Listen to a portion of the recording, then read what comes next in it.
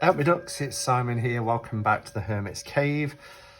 So, wow, it's arrived. This is the Bonestone and Earthflesh Tarot by Avalon Cameron and Arnatorian, who, I followed, like everybody else who's been in this community for a few years, I followed the progress through all the Bonestone bashers, watching this deck being created, listening to Avalon talk about her inspiration behind the cards, and seeing the fantastic artwork by Arnatorian, who I adore. There have been a number, excuse me, let's have a sup of tea. There have been a number of walkthroughs that have been posted already, uploaded, I should say, already. And I didn't know if I was going to do one or not, but quite a few people have said to me, oh, I can't wait to hear your views on the Bonestone. So this is my video. I have seen a live. I kind of peeked every so often because I didn't want to see the full deck, because I've forgotten what this deck looks like. So it went on sale in 2018. I bought it quite late. I was quite late to the party before the cut-off, so I bought it in August of 2018. So it was just over 2 years ago.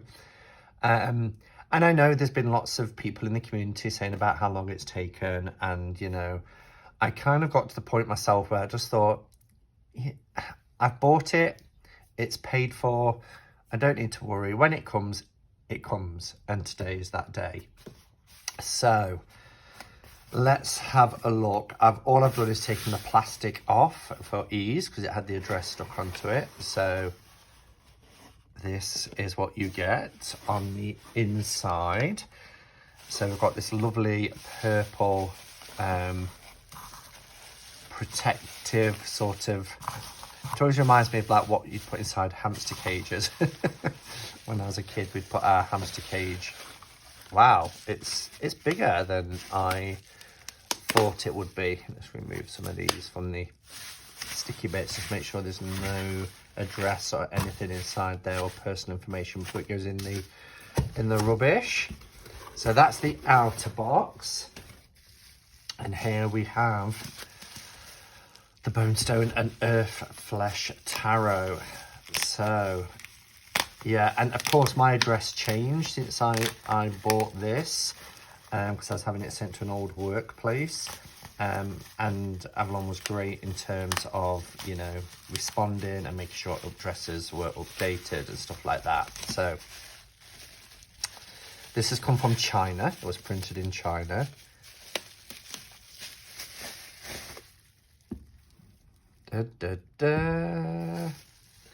So it's Bonestone and Earthflesh Tarot by Avalon Cameron, and artwork by Arnatorian. So the box is nice. Oh, it's a nice big two-piece box with the thumb bits. There's some artwork on the back. This is the back of the card backs.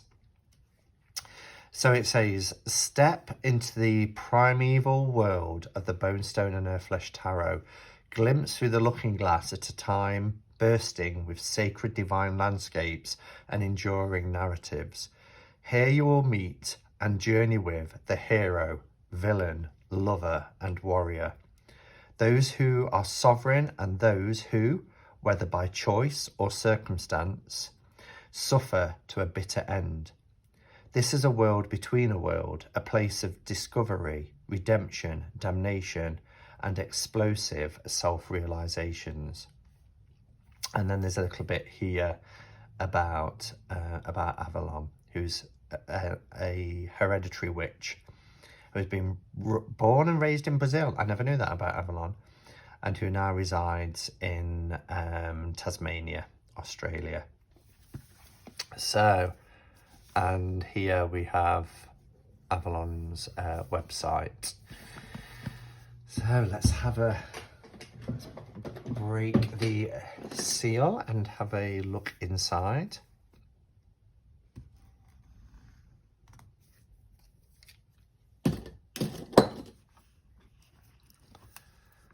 And it's something that's really nice. It's a bit like, you know, I get quite frustrated with Kickstarters And in fact, for the first couple of years, I'd only ever backed 2 decks, and I've got like 8 or 9 backed now.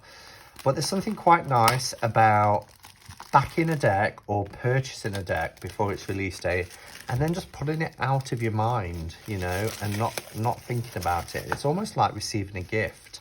It's a gift to yourself for some point in the future. So let's see. It's a little bit stiff, but nothing too bad. Nice red inside. Sturdy, really sturdy box. Beautiful artwork on the cover. And here we, oh, sorry, I just knocked the camera. Sorry about that. Here we have the book. Wow. And yes, I've heard about this book. It's a decent book. It is black and white images, but wow. It's got 2020, printed in China. Wow, look at this. And it's 325 pages of text. So just before we have a look at the cards, have another sip of tea. We will have a look at the book. So I like this font. It's like silver. It almost feels like it's embossed. It's not, it's the ink, but it's really, it shimmers in this nighttime light. Bonestone and Earthflesh Tarot Companion by Avalon Cameron. Illustrations by Arnatorium. So this is kind of the concept behind it. So the Bonestone and Earthflesh is dedicated to the mystics, the seers, the dreamers, the weavers, but most of all it's dedicated to those who watched on as Anna and I brought this deck to life. Your support made this possible, your humour made it great, and your trust in us both made the Bonestone and Earthflesh pure magic. And it doesn't feel that long ago. And this project started, I think, back in 2017. And it was around the time I started my channel. So I'm very new to the community. Those who contemplate the beauty of the earth find reserves of strength that will endure as long as life lasts. There is something infinitely healing in the repeated refrains of nature. The assurance that dawn comes after night and spring after winter. Rachel Carson. So here we have the contents then. So we have the foreword, the introduction, working with the deck, and then some tips on page 8 through to 10. Be still with it, frame it, journal, pathwork your way. Acknowledgements about the deck, the secrets of Earthflesh, the written legacy, the Bonestone ritual. So there's quite a lot here. What do you see? Bonestone spreads. And then we have the I was going to say the cards, but no, we've got the spreads. There's 3 spreads. Then we go into the major arcana. There's a quick reference guide, and then all of the cards are listed here, so you can find exactly what page they're on. So I just want to have a look at the quick reference on 28 then. So here we go. Oh, I don't want to break the spine, but... So yeah, nice, easy, quick reference if you just want that. But then when we look at the cards, it looks like we get quite a bit of text. So let's look at the Fool. So here's the Fool. I love this Fool card. So we get the Bonestone and Earthflesh name, Junko. Elemental attributes is air. Astrological correspondence, Uranus. And Kabbalistic letter, which is Aleph. Because the beginning, A. And then we have the essence, the narrative, and then inner reading. So when the Fool appears in your reading, it is reminding you of the potential for adventure that lies ahead. Then we have reversed, and then some journal prompts. So it's really thorough. This book is really thorough. I like having the essence and the narrative. Junko is the eternal living spirit, the very expression of life at its purest and most vulnerable. Here, in the primeval forest of Bonestone, she has chosen to experience life as Earthflesh, and a divine sacred vessel bursting with raw primal power. So this is a really substantial and detailed guidebook. So well done, Avalon. This is great. It's a really good book. And I love when we get a great book with tarot. I'm not a huge guidebook person. I never use them obviously for reading with like RWS, etc. But when a creator has put together a book like that, and it gives you more, it gives you so much more than just an interpretation, then I love it. So the deck is separated into 2 parts. This is perfect. I love this. Nothing, you know, grates my cheese more than when it's folded bits of card and cards get underneath, but this is that nice soft protection. I did know that the cards were gilded because I saw that when Dan did his live. And I don't have any red gilded decks. I almost bought Ciro Marchetti's Encore for that reason alone. And I've got a lot of Ciro decks that are similar. So I think I would have probably just bought it for that reason. And now I don't have to.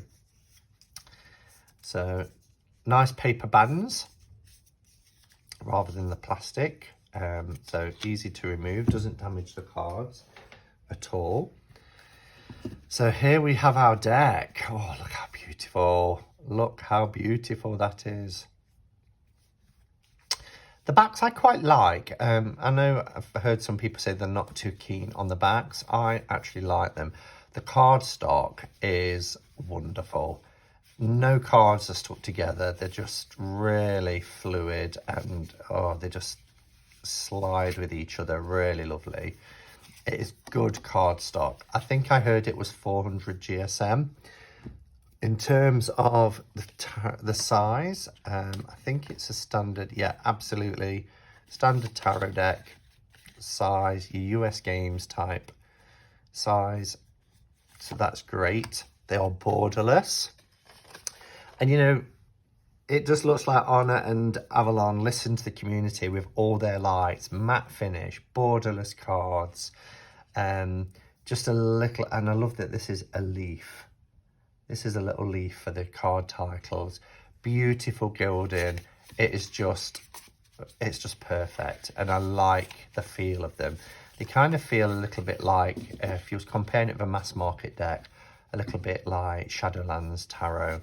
It's that sort of card, but it's really, this is luxury. This is luxury for a tarot deck. Okay, so let's have a zoom in and let's have a close look at these cards. I mean, oh, I love Anna's art. She is so talented. And I just love this look, how she's peering into the abyss within the tree. We've got this spider's web here. We've got an otherworldly being. There's just so much happening within the detail of these images. But, you know, she's wondering whether to step into this beautiful kind of universe within this tree. It's like a portal. The Magician is stunning. Look at the facial expression. I want to pick the book up, but I realise that I'll be here all night long if I was to do that. But I might just every so often on a card, just to give you a bit of an insight. So here for our skip it, for our Magician, it says they call him the Grey One, a designation which echoes his antiquity. He sits, as he has done many times before, in his dimly lit chamber, working meticulously on his newest creation. His focus is entirely on the sphere of colour, which dances a subtle ebb and flow, bursting with a curious iridescent light before him. His room is lit by this sphere of light, which has begun to take the shape of a dragon. As he admires his work, his skilled hands channel the centuries of knowledge that courses through his blood. He feels his power flow with ease now, yet remembers fondly a time when he was younger and his skills were infinitely less. In those days, his lack of knowledge made him foolish and egotistical, yet happy. The Grey One knows the importance of looking behind the surface to see past the illusion. I won't read it all, because, you know, buy the deck. If you can, buy this deck still. But I don't want to read it all because there's a lot in there, but it gives you a sense of how beautifully written the book is in relation to describing the scenes within these cards. She's beautiful, the High Priestess. I love that we've got this black and white here, you know, with the High Priestess we're used to seeing the black and white columns. She's almost part of that white column. And look at this beautiful burst of colour. Oh, that is stunning. That is absolutely stunning. We get that connection with nature. She's, you know, almost part of this tree. She's heavily pregnant. We get all the fruit and vegetation. It's just wonderful. Here's our Emperor. There's some blood on the floor, knives, and his sickle, etc. Or is it an axe? It's an axe. I love the Hierophant. Look at the face. Very weathered and wise. Our Lovers. She's beautiful. Coming out of the smoke from this pot.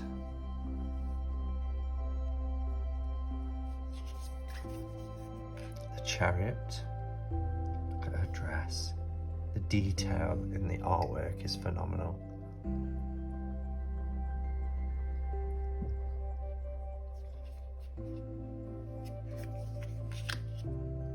Strength. Beautiful. Look at the elephant and the lion in the background. Wow, the serpent here. And she's just calm and present and centered. Love the Hermit. I particularly didn't look at the Hermit. I wanted the element of surprise. I love this sort of etchings and paintings on the wall. She's a hermit within her cave, and the flame is illuminating. You've got these kind of almost old tribal markings. The Wheel of Fortune. Wow, the roots. Justice.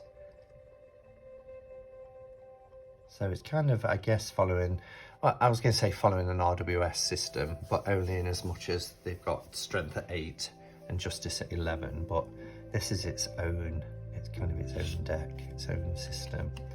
The Hanged Man. Love it. I would imagine that this deck, you know, is often compared to and probably will rival the Lightseers. It has a different vibe completely, but in some ways there's, and I think it's to do with kind of like the artwork. There's a lot of, it gives me the similar sort of feels. Death.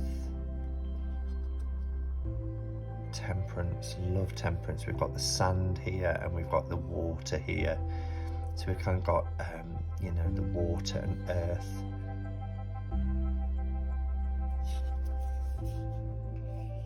The Devil, Wow, look at that devil. It's got hooved. Wow. And all these skulls. That's a powerful image. The tower. That's really interesting, isn't it? The tower. So let's just have a look why this is the tower card.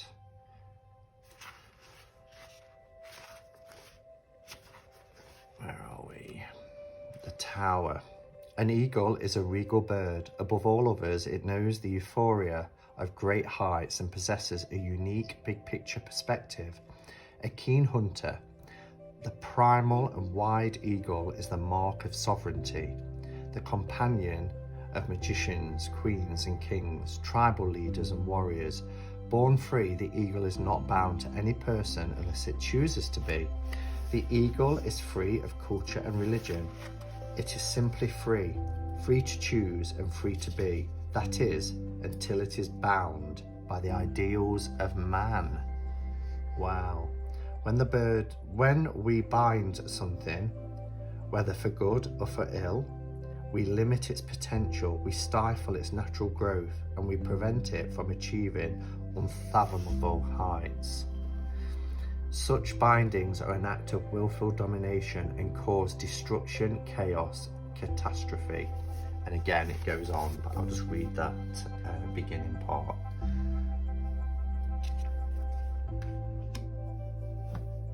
I cannot wait to start working with this deck and really sink my teeth into the book. The star is beautiful. Look how this burst of yellow solar plexus energy is coming out. And again, we have the eagle here. Love the moon card.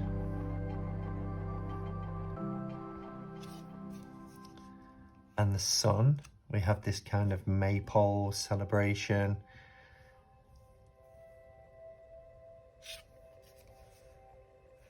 Judgment. Wow.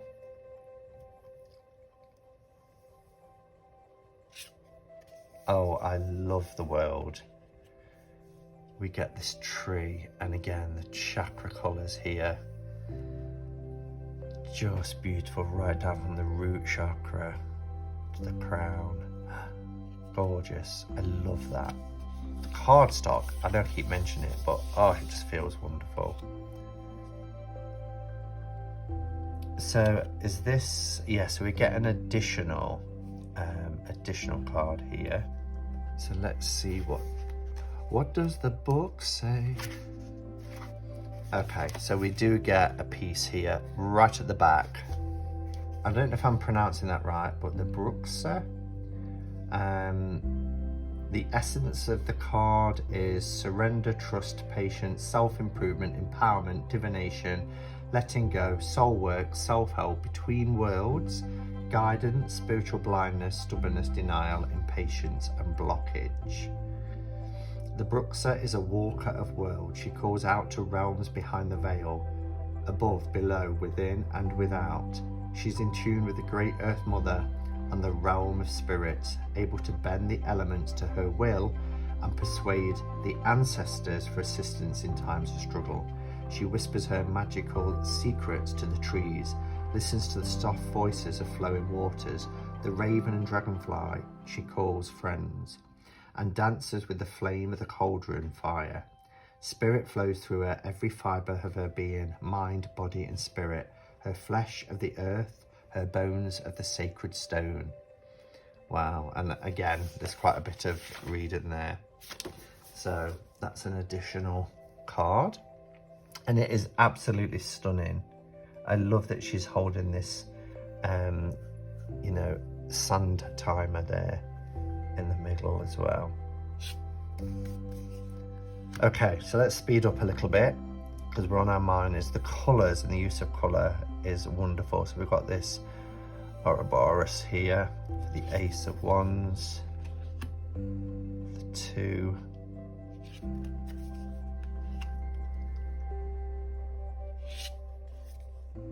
I love that. That's beautiful. For the Four of Wands, really beautiful. And the colours in this deck are just wonderful.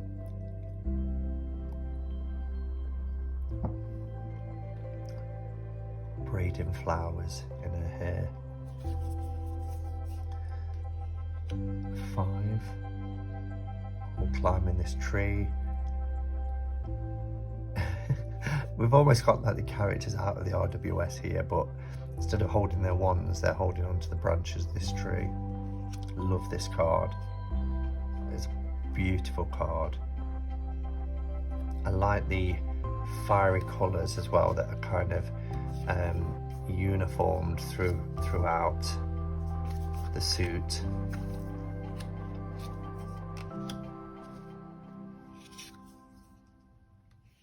Eight of Wands, we get that swift motion there. 9. Beautiful. Oh wow, look at that. Wow. Love that 10 of Wands.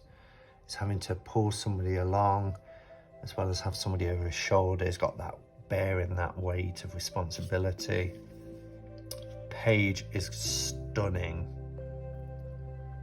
Oh, this deck is beautiful. Now Knight.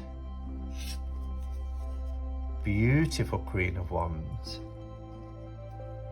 And again, you know, I think it will get compared quite a bit to Light Seers. I don't know if anybody else, because like I said, I've only ever seen one kind of walk through, and it was only the majors, and I didn't see all the cards.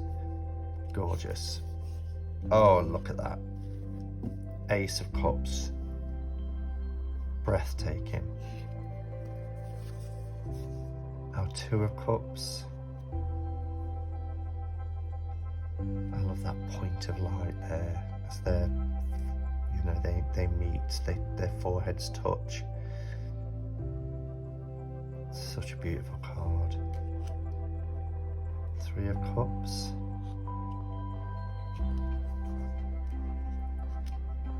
4. Oh, how gorgeous is that? Wow. I'm lost for words. That's one of my favourite cards. And this is the 5 of Cups. Wow. I love the purple skies in this suit as well, but that is really beautiful. 6. 7.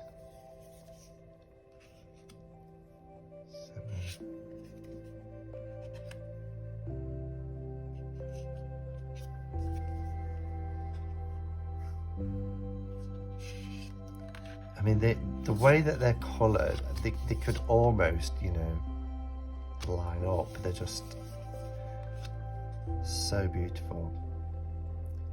That's an interesting 10 of Cups. I think if I didn't see that, I could get that probably a little bit confused with the Ace. The Ace of Cups here is nothing, you know, it's the moon at night, but looking at that, I could easily, if I'm not paying attention, think that that's the Ace of Cups. Page, this is beautiful. Look how her dress is this beautiful lake, this water with the lilies. Or is it lotus, actually, lotus flowers. Knight, gorgeous Queen, and the King. And then we have our Ace of Swords, which is this feather. Well, it's a quill, isn't it? 2. 3.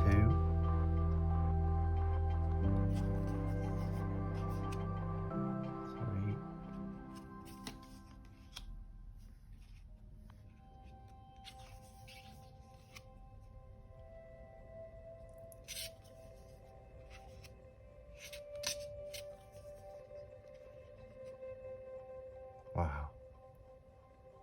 There's some really powerful and beautiful images in this deck.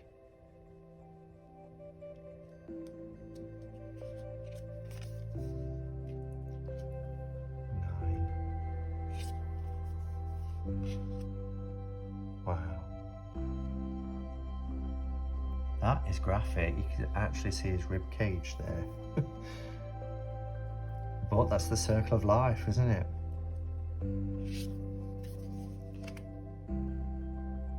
Huge.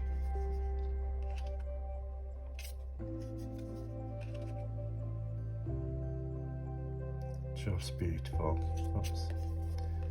I love the close-up on the kings as well. I really like the full facial expressions. You get some real intensity with the eyes. This is the cover of the book, not of the box, but on the actual book, which is our Ace of Pentacles.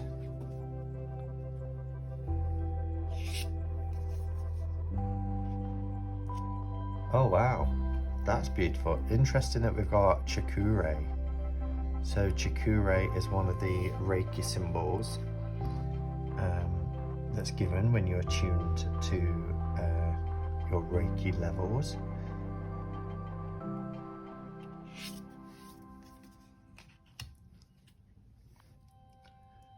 Three. So it is following actually an RWS system. I think this is one of the cards that I saw being discussed on a Bonestone bash. Seems very familiar. Five of Pentacles. Wow. Taking shelter. Beautiful.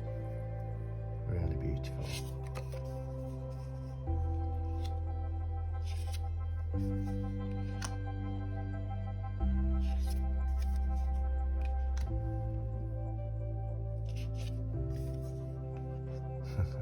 And then we get that family scene that we're used to seeing with the 10. Page. Gorgeous queen. So much knowledge. And the king. Very earthy king, almost like the Green Man. That is such a gorgeous deck. I think it is wonderful. It's a thick deck. The cardstock is very good. It's very superior. I love the feel of it. Beautiful, smooth matte. The artwork is stunning. The use of color is stunning. There's some very powerful, evocative images within this deck. It's certainly one to work with and study. I think it's a fantastic collaboration between Avalon and Anna. The book is a brilliant, from what I can see and from the bits I've read, it is written beautifully. So I think it's a wonderful, as I said, a wonderful collaboration to have Anna's work inspired by Avalon and her writings here.